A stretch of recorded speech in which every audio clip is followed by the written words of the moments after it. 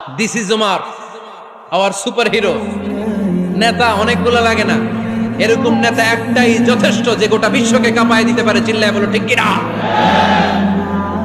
বিশ্বনবী মক্কায় বসে বসে তাহাজ্জুদের সালাত পড়ে আল্লাহর কাছে দোয়া করলেন, আল্লাহুম্মা আইজ্জাল ইসলাম বিআহাব্বির রাজুলাইনি ইলাইক।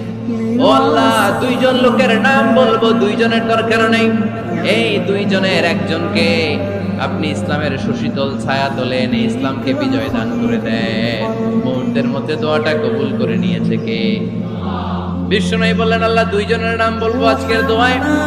আবি জাহাল ইবনে হিশাম, হয়তো হিশামের বেটা আবু জাহেলকে আপনি ইসলামের ভিতরে নিয়ে আসেন, কিংবা উমর ইবনুল খাত্তাব, খাত্তাবের বেটা উমরকে আপনি ইসলামের ছায়া তলে নিয়ে আসেন। উমরে ফারুকের জন্য দোয়াটা কবুল করে নিয়েছে কে?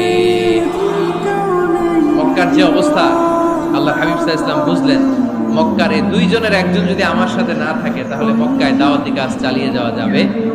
আল্লাহর বললেন, আল্লাহ, বেশি চাই না, এই দুইজনের একজন, হয় আবু জাহেল নয় ওমর, হয় আবু জাহেল নয় ওমর।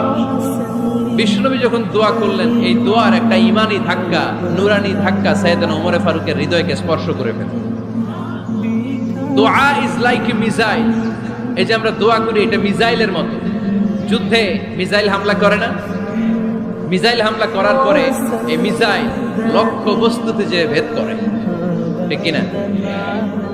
তেমনি দোয়ার মতো যদি আপনি দোয়া করতে পারেন, আপনি যেই জন্য দোয়া করেছেন ঠিক ওই জায়গায় যে আপনার দোয়া স্পর্শ করে।